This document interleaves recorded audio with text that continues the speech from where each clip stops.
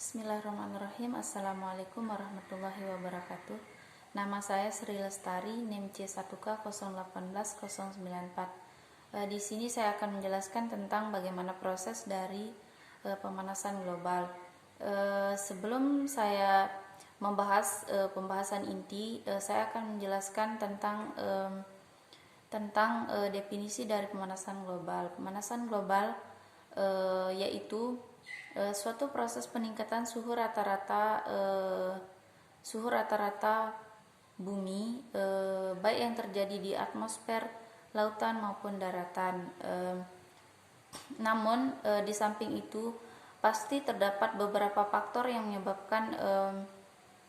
menyebabkan pemanasan global tersebut.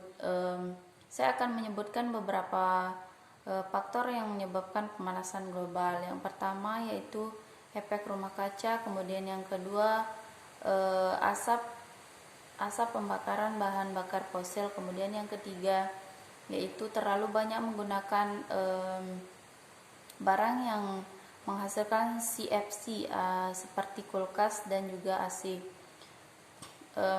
Baik, saya akan membahas langsung tentang proses dari pemanasan global, di mana sinar matahari yang masuk ke bumi melalui atmosfer ada yang diserap dan juga ada yang dipantulkan.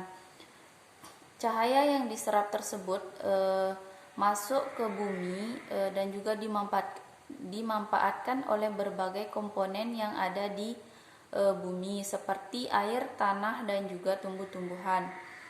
Selain cahaya atau sinar yang diserap, ada juga cahaya atau sinar yang dipantulkan kembali ke atmosfer, namun terperangkap oleh lapisan efek rumah kaca yang dapat menyebabkan panas di bumi semakin meningkat akibat dari terperangkapnya cahaya atau sinar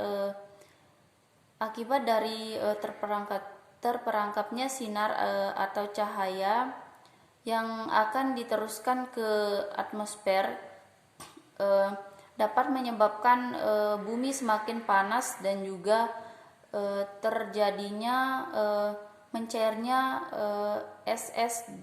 bongkahan-bongkahan es di kutub, sehingga bumi akan semakin panas dan membuat bumi menjadi mempunyai iklim yang tidak stabil. Namun dari hal tersebut efek rumah kaca ini mempunyai dampak yang buruk bagi bumi. Yang pertama yaitu dapat membuat iklim menjadi tidak stabil, kemudian yang kedua naiknya permukaan air laut, kemudian yang ketiga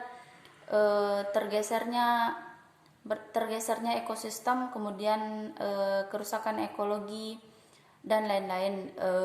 Selain itu, adapun hal yang bisa dilakukan untuk mengurangi pemanasan global.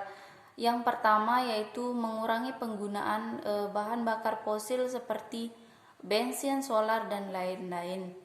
Kemudian yang kedua mengurangi penggunaan plastik, kemudian yang ketiga mengurangi penggunaan gas freon seperti AC, kulkas dan lain-lain, dan juga dapat melakukan penanaman tanaman hijau sebanyak-banyaknya.